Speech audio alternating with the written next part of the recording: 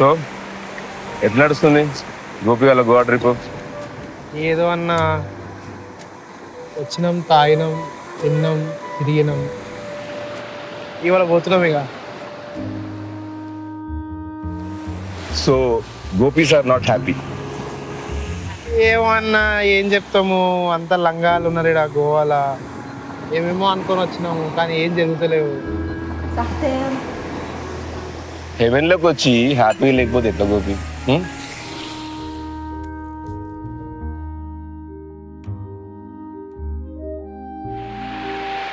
బౌద్ధ గోపీస్ నాతో రండి, మీరు ఎక్కడున్నారు నేను చూపిస్తాను.